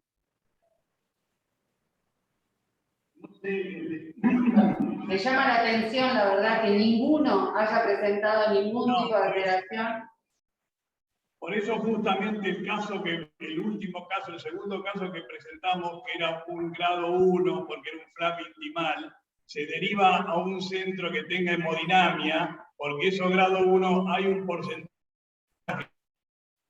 no lo sé, pero existe, que tiene que tener control con angiotomografía, que en algún momento puede hacer un pseudoaneurisma posterior, y eso se trata con endovascular, que es patrimonio de poner una prótesis.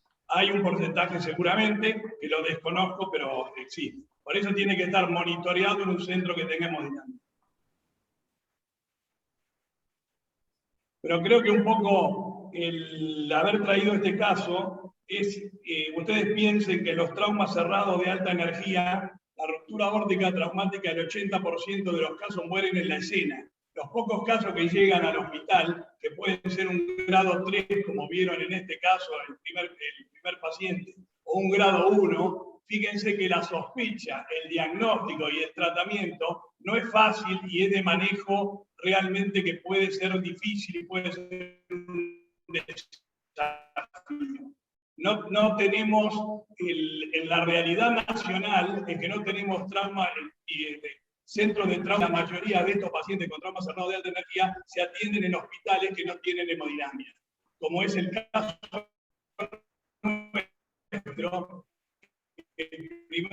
El caso podemos resolver, que teníamos posibilidades con obra social de conseguir, se consiguió la endoprótesis en su justo momento y se consiguieron las prótesis para hacer la resolución de la pared costal. Se tuvo que poner con un arco en C, que es todo un desafío, pero se pudo hacer y se solucionó. Lo que nos llama un poco a poner en superficie esto es el segundo caso también, que fíjense que la primera tomografía no se valora la imagen de que había una ruptura aórtica en un paciente joven que estaba hipertenso y nosotros recién lo vemos con la hipertensión cuando el servicio de diagnóstico por imagen descubre la imagen y nos llaman en consulta, ya el paciente llevaba casi 12 horas con una hipertensión de 180. Ahí es que lo llevamos a UTI y empieza el tratamiento médico. O sea, son lesiones que si no se las busca, pueden pasar desapercibidas y realmente se juega la vida del paciente. Felicitaciones, Jorge, y todo el equipo, porque se busca lo que se sabe. Y el hecho de haber colocado una endoprótesis en un politraumatizado con un arco en C, no teniendo servicio de hemodinamia, eso realmente es casi un acto quirúrgico heroico. Y toda la resolución que hicieron del caso. Me parece relevante el diagnóstico de lesión que se haga de la pared de aorta torácica, de la pared de aorta, porque el tratamiento depende íntimamente del diagnóstico lesional acertado.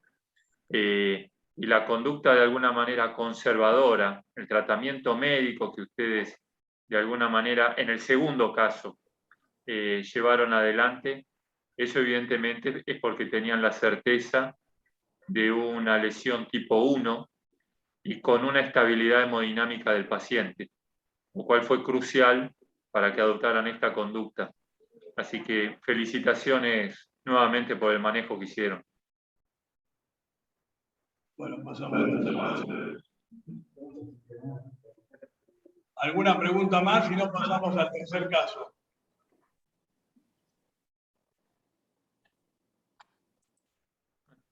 Avanti. Pasamos al tercer caso, ¿te parece? Sí, sí, adelante, por favor.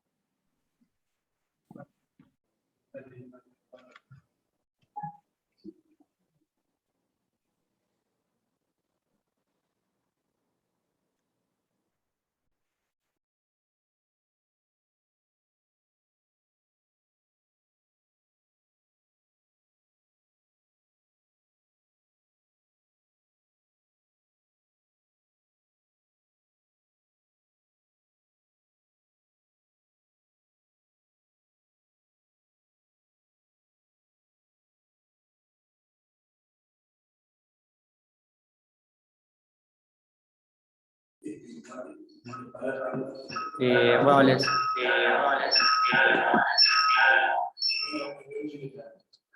Estamos. bien, los saludo de vuelta. Bueno, les queríamos presentar este tercer y último caso, que es un caso que presenta más de una polémica, seguramente, que va a presentar más de una polémica, en el cual influyó un poco la pandemia y además fue un caso que se respetó la decisión de la paciente, puesto que, si bien es cierto fue operado por el grupo nuestro, la paciente decidió ser seguida por su oncóloga de confianza.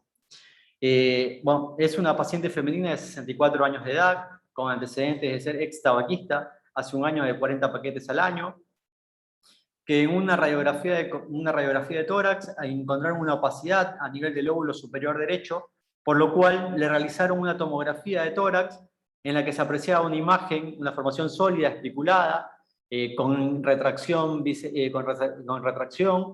que medía aproximadamente 40 milímetros y que además presentaba una adenopatía iliar y otra laterotraqueal. Con esta tomografía la paciente llega al servicio nuestro.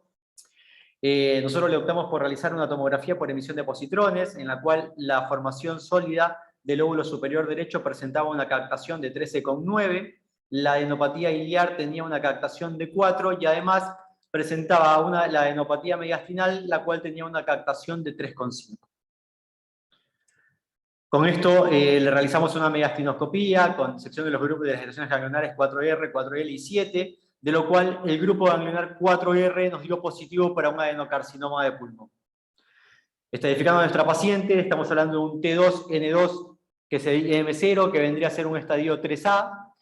La paciente inicia tratamiento de inducción con cisplatino y paclitaxel, lo cual realiza 3 ciclos en buen estado general, con un buen performance status, tolerando muy bien la quimioterapia.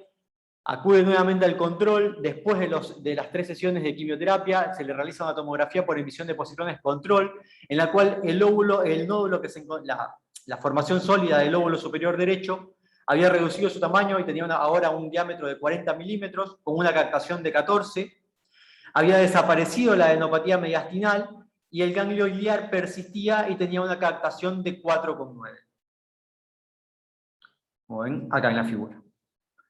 Bien, con esto nos planteábamos varias interrogantes, y era cómo continuar con nuestro paciente, si realizar una estadificación invasiva del mediastino, o sea, a través de una remediastinoscopía, realizar un EBUS, si era factible, en este caso, convertir el tratamiento de inducción en tratamiento definitivo oncológico, o planificarían algún tipo de resección quirúrgica.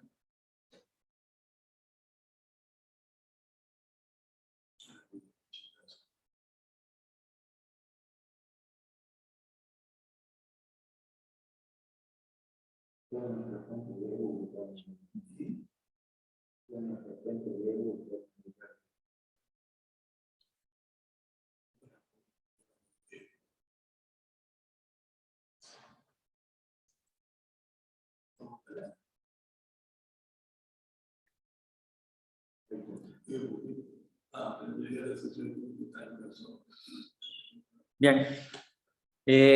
Bueno, yo un poco les desgloso un poco las alternativas. La realidad que es que en el servicio planteamos la posibilidad de la remigastinoscopía. Para nosotros la vimos muy alejada, puesto que no teníamos experiencia en realizar remigastinoscopías.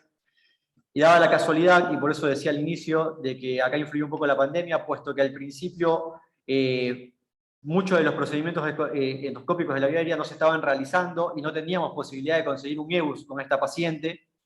Y nosotros también optamos, como el 56% de los votantes, planificaríamos una resección quirúrgica. Nosotros, teniendo en cuenta que la paciente tenía un Karnofsky de 80 con un FEC-1 de 2,75, lo cual le daba para un 92%, con una relación de 85 y con una LSO de 103%, optamos por la resección. Este es el cálculo posoperatorio que teníamos de la paciente, lo cual nos iba a quedar con un 77%, teniendo en cuenta de la ubicación de la formación. Y en el acto quirúrgico realizamos en primera instancia una linfadenectomía mediastinal con 6 ganglios negativos, los cuales nos dio, por así decirlo, la voz para poder continuar hacia una lobectomía superior derecha. El diferido de la anatomía patológica del paciente nos dio un adenocarcinoma moderadamente diferenciado, con márgenes de resección libre, con una estratificación patológica que nos daba para un T2N0M0, descrito macroscópicamente por anatomía patológica. La pieza medía 40 milímetros. Acá surge otra inquietud, que la quería... Sí, doctor Menéndez. Sí, no, si les hubiese dado el vaciamiento ganglionar mediastinal positivo, ¿hubiesen seguido igual o hubiesen...? No. Parábamos el acto quirúrgico y considerábamos como que no había tenido respuesta. Si bien es cierto, podríamos considerar también a la paciente como que tiene una respuesta parcial, puesto que persistía la imagen N1. Si nos daba la linfadenectomía positiva, por eso empezamos con la linfadenectomía, era de parar el acto quirúrgico en ese momento y ya lo descartábamos. Entonces, acá planteamos otro interrogante, teniendo en cuenta esto justamente, que se trata de un estadio 3A con una respuesta parcial al tratamiento de inducción. Si ustedes solicitarían un panel de blancos moleculares a estos pacientes, si es factible de hacerlo también.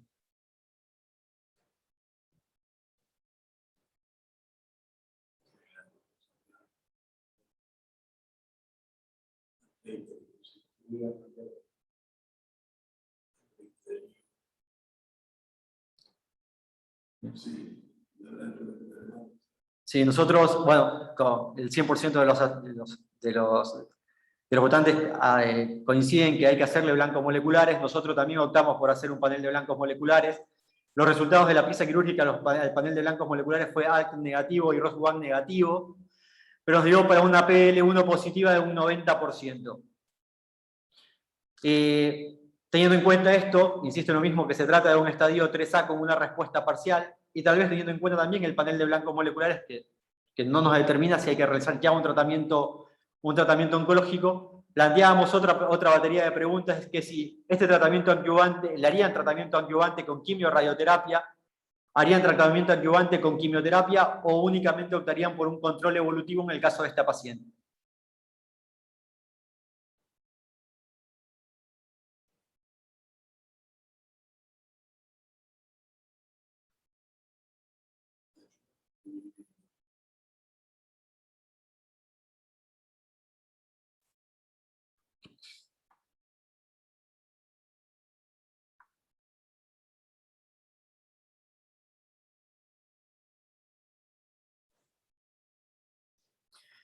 Bueno, hay un poco más variadas las respuestas.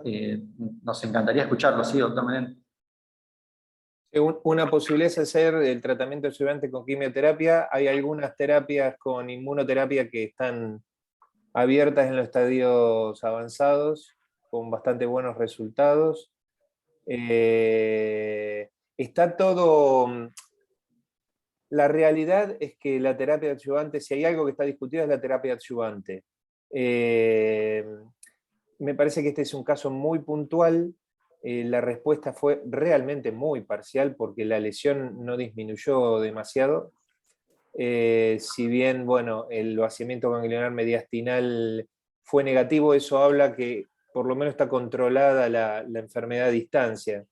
Así que yo creo que obviamente en el contexto de un comité de tumores y con un abordaje multidisciplinario, yo creo que por lo menos habría que evaluar algún tipo de tratamiento adyuvante. Si hubiese tenido respuesta más importante, quizás sí el paciente pueda quedar en control. Y con respecto al tratamiento adyuvante con quimioterapia, bueno, también es aceptable, está dentro de las posibilidades. A mí me parece que lo dejaría para otra opción. Yo trataría de evaluar alguna terapia adyuvante con quimioterapia o con inmunoterapia. Y si obviamente tuvo la mala suerte de no estar mutada, porque mujer no tabaquista era, ¿no? ¿O mujer tabaquista? Tabaquista. Bueno, tenía posibilidades igual por ser, de tener, digamos, algún tipo de mutación, pero bueno, no la tuvo.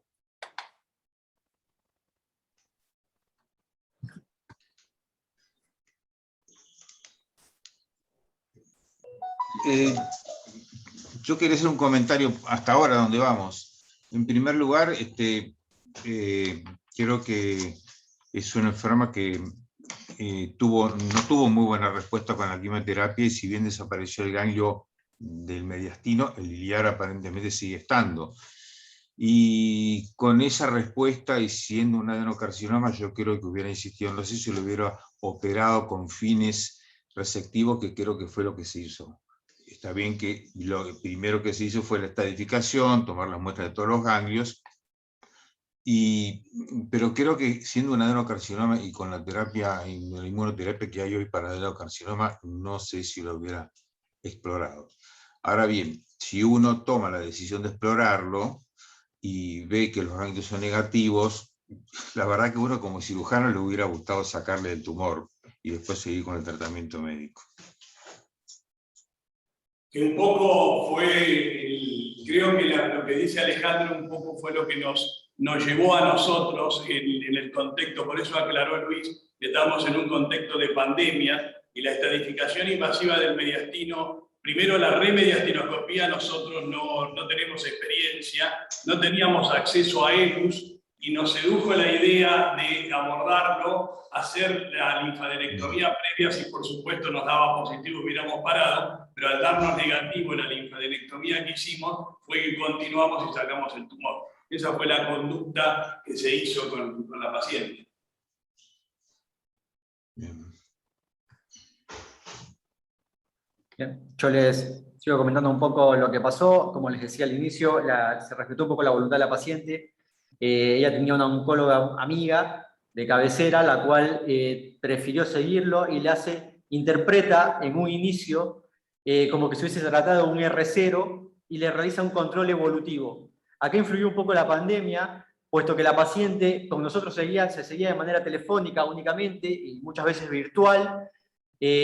No quería acercarse al hospital, y la primera vez que se acerca al hospital, la primera vez que consulta con su oncólogo después de 6 meses, le hacen una tomografía de tórax. En la misma ya se observaban algunas imágenes pseudonodulares en vidrio esmerilado, sobre todo sobre el lóbulo medio, y otras a nivel del lóbulo superior izquierdo. ¿Qué ocurre 20 meses después cuando la paciente vuelve a consultar con nosotros? Es esta la imagen que tenemos, una progresión de la enfermedad, con múltiples imágenes nodulares, con derrame pleural derecho, con imágenes también mediastinales, las cuales tenían captación. Y después de esto, bueno, acá surge un par de interrogantes: es ¿qué harían con este derrame pleural? ¿Si harían una toracocentesis o una videotoracoscopia de sellamiento? Sí, doctor Menéndez. Sí, antes de seguir yo, ahí en el chat figurado que es un tema muy discutido dentro de los oncólogos y que quizás el ámbito quirúrgico nos falten argumentos para poder hablar del tema. Pero en lesiones de ese tamaño, sin una respuesta importante, con el paciente con enfermedad a distancia controlada, o sea, por ganglios negativos, la conducta me parece que es la adecuada, es la lobectomía, y creo que con ese tamaño de tumor y la respuesta parcial, y sobre todo ese nódulo N1 que quedó ahí en duda que había pasado, creo que es el caso ideal para adyuvancia.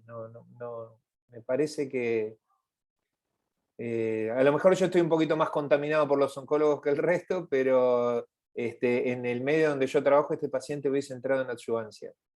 Y de no haberse podido hacer la resección, seguro entraba en terapia definitiva con radioquimia, seguro. El paciente... Sí, nosotros tenemos seguido un poco parte del grupo, el oncólogo que está al lado nuestro, tal vez por eso, perdón a la doctora Paunero, que no había visto lo del chat, tal vez un poco nos llevó también a orientar y hacer ese tipo de preguntas, puesto tenemos también muy de la mano acá el doctor Walter Gómez, que es prácticamente el oncólogo del servicio, y que nos da una mano con ese tipo de pacientes. Insisto en lo mismo, este paciente se le priorizó ya su tratamiento con un oncólogo de cabecera, se alejó de la parte oncológica del servicio con el que nosotros lo seguimos. El doctor Gómez quería opinar algo. Me parece, disculpen, ¿no? A mí me parece una muy buena discusión para cirujanos porque implica el día a día de lo que hacemos y nos toca. Ahí discrepo. Y me parece que este paciente hubiera actuado de la misma manera, haciéndole la reestadificación y viendo que había respuesta, poder tratarlo, y si uno no tiene EBUS a mano, perfectamente empezar la cirugía haciendo el muestreo ganglionar, y si había respuesta a nivel regional, proceder a la lobectomía, que es lo que ustedes hicieron. Concuerdo plenamente. Con lo único que no estoy de acuerdo es con el tratamiento postoperatorio, porque es una paciente que había hecho terapia de inducción. Por lo tanto, debe completar el tratamiento en el postoperatorio, cosa que no hizo, y estamos viendo los resultados. No lo sabemos, con el día del lunes es muy difícil, por ahí lo hubiera hecho igual a la evolución con progresión de la enfermedad, o no, ¿no? Pero me parece que esta paciente debería haber completado su tratamiento, porque lo que hizo fue una terapia de inducción, tenía un N1 positivo, y además yo hubiera considerado que es radiación, porque esta paciente tuvo un mediastino enfermo. Entonces, por ahí la radioterapia también hubiera sumado en la concreción definitiva del tratamiento, que en este momento me parece que es bimodal, ¿no? Tratamiento oncológico, Sí. cirugía, tratamiento oncológico. Lo de la radioterapia puedo, digamos, me parece más discutible quizás. No tengo demasiadas dudas con lo que dice Tamara, que hubiese entrado en adyuvancia seguro, en cualquiera de nuestros centros, y en el hospital también hubiese entrado en adyuvancia. El doctor Gómez quería aportar un poco el comentario, si nos permite. Buenos días. Estoy de acuerdo con todos y creo que son pocas cosas que tengo que aportar porque yo estoy totalmente de acuerdo con ustedes. Creo, como dijeron, que la paciente ya se ve el genio tubular en la respuesta parcial, tiene una respuesta parcial menor, con lo cual te está marcando el pronóstico que tendrá con el tratamiento. Creo también que hay una característica que a veces se mira secundariamente, que la paciente tenía en la anatomía patológica, si mal no recuerdo, tenía invasión vascular, con lo cual uno pensaría que tiene que hacer un tratamiento.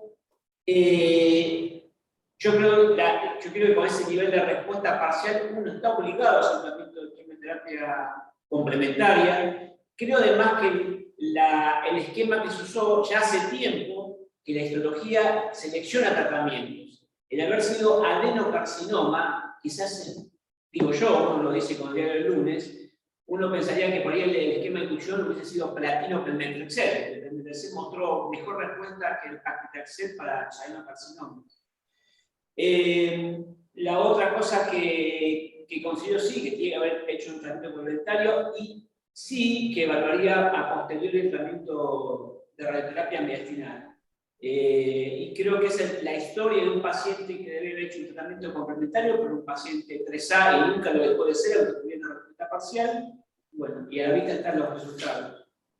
Es eso, pero creo que ustedes tienen mucha razón en lo que dicen, todos, digamos, tienen mucha idea de lo que, del gesto quirúrgico y el posterior. Está visto que la histología marca tratamientos, Los blancos moleculares tienen una herramienta de tratamiento, así que nada. Creo que gran parte lo dijeron ustedes. Hay algunas partes que no se escucharon bien. Vos sos el oncólogo del grupo, por lo que... Sí. Te quería hacer una pregunta. Debido a la respuesta parcial, si bien el mediastino tuvo efecto, ¿hubieses cambiado el esquema? ¿Hubieses agregado inmunoterapia? ¿O hubieses mantenido el mismo esquema? Yo, de entrada, hubiese usado otro esquema. Hubiese usado, la paciente se juega su oportunidad en la inducción. La inducción tiene la función de buscar la prolijidad quirúrgica. Entonces, yo creo que hubiese hecho otro esquema, cisplatina pemetrexed, hubiese completado con cisplatina pemetrexed, hubiese logrado radioterapia. Y hubiese dejado los blancos moleculares como una segunda herramienta. O sea, valorar respuesta, y según la respuesta, si hay control de enfermedad, por ahí la controlo o la sigo con pemetrexed, y si no, si veo que hay progresión, se cambiaría el blanco molecular. Y es verdad lo que dijeron, se hubiese sido interesante el FDR si no hiciera paciente la mutación, como dice otra oportunidad de tratamiento. Bueno, el desenlace de la paciente, esta es la finalidad que tuvimos con los blancos moleculares, haberlo hecho en el acto durante la primera intervención. Está por empezar pembrolizumab. Como decíamos al principio, es un caso controvertido, puesto que es un estadio controvertido. Esto es un poco la bibliografía desde el primer trabajo de Russell en el 94, quien ya hablaba de quimioterapia al inicio, y después mostró su sobrevida, si bien es cierto, tal vez nos hacían restadificaciones mediastinales, y también la serie que mostraba al principio era una serie baja, pero ya desde el 94 sigue siendo un estadio controvertido. Alguna vez el doctor Ramiport dijo que él había estudiado el N2 desde su residencia y va a morir y van a seguir estudiando el N2.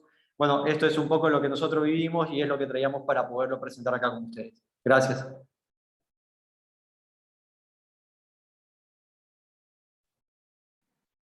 Gracias, Luis.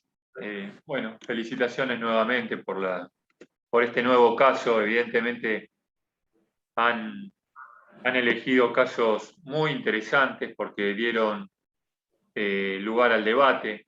Hubo realmente una participación activa de muchos de los colegas y sobre temas variados, lo cual enriqueció todo lo que pudimos aprender. No sé si en la audiencia hay algún comentario, alguna pregunta.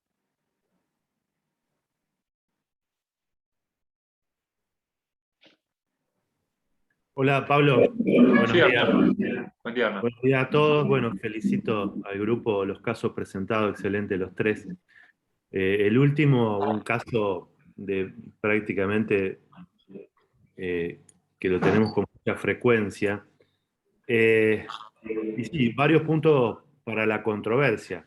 La restadificación pusieron la opción de Lebus, y realmente Lebus nosotros lo hacemos, pero la disponibilidad que tenemos es muy poca, porque muy pocas coberturas lo cubren. Entonces, una cosa es decir, y creo que estaría indicado formalmente, y otra cosa es hacerlo en nuestro medio. La otra cosa controversial es, ¿el paciente fue abordado por toracotomía, doctor? Empezamos la linfadenectomía por video y luego la lobectomía la hicimos video asistida, pero sí, pero ninguna toracotomía. Bien, bien. Porque eso, por lo menos nuestra práctica cambió. La otra cosa es, depende de donde uno se desarrolle, uno necesita un patólogo excelente para en el intraoperatorio definir si tiene N2 o no tiene N2. Entonces, ese también es un momento crucial. Y la otra cosa fundamental es hablar con el paciente, porque no sé cómo es la experiencia de ustedes o cómo lo plantean, porque después de un paciente que le hicimos, suponiendo que hubiésemos hecho un EBUS, 2 procedimientos invasivos de estadificación, ¿cómo se plantean ante el paciente? ¿Lo operan o no lo operan? ¿Le cambiaría la conducta intraoperatoria? Yo digo lo que nosotros hacemos. Si nosotros restadificamos el paciente, hacemos la linfadenectomía, pero en ese momento no nos cambiaría la conducta, haríamos la resección. Por ahí es controversial, pero creemos que es lo mejor para el paciente. Bueno, eso quería aportar, nada más. Porque me dejaron hablar un poquito José y Tamara, entonces metí un poquito.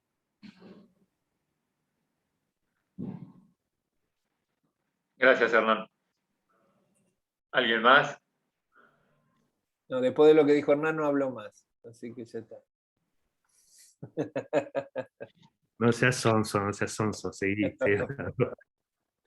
Bueno, queridos colegas, en virtud del tiempo, si no hay ningún otro comentario o pregunta, agradecerles a todos el esfuerzo que han hecho para hacer este break y participar en el Ateneo. Gracias a todo el equipo del Hospital Güemes de Aedo por el esfuerzo también y la dedicación que queda en evidencia. Han puesto para no solamente elegir buenos casos que den lugar a la discusión científica, sino también toda la búsqueda bibliográfica que han hecho para respaldar los casos, para ilustrarnos y para enseñarnos sobre estos casos que han tenido que resolver también. Así que bueno, no sé, José, si tenés alguna palabra al respecto. Sí, Mariela. Felicitaciones a los residentes del doctor Riley. Gracias. José, ¿alguna palabra final de cierre? No, la verdad que yo también quiero agradecer la presencia de todos. La verdad que los casos fueron súper interesantes. Yo me quedé sin conexión en un par de momentos. Y quiero destacar nuevamente tu trabajo, Pablo, que la verdad que es muy bueno y has logrado que esto quede establecido y algo que costaba bastante mantenerlo, lo estamos manteniendo y creo que ha elevado muchísimo el nivel de las presentaciones y de los casos, y el hecho de la cotidianeidad lo hace, digamos, algo que es muy importante para toda la sociedad de tórax. Así que bueno, gracias. Doctor Jorge Reilly. Bueno, gracias una vez más a todos. Gracias, Pablo, por tu esfuerzo y mantener estos ateneos interhospitalarios como lo estás haciendo a lo largo de todo este tiempo. Gracias a la participación de todos, y la virtualidad nos da una gran ventaja, que es poder ver a Hernán, ver gente del interior con sus soportes que antes no los podíamos tener en los ateneos interhospitalarios. Creo que tenemos que aprovechar esta oportunidad. Creo que gracias una vez más por la presencia de ustedes, y gracias, y como dijo la doctora Panero, al esfuerzo de los residentes, que realmente hicieron una búsqueda importante, y creo que lo que rescato es que buscamos diversidad de casos, distintas patologías para poder enriquecer este Ateneo. Así que muchísimas gracias y bueno, nos vemos en el próximo. Excelente. Abrazo a todos. Hasta luego. Gracias, saludos. Chao.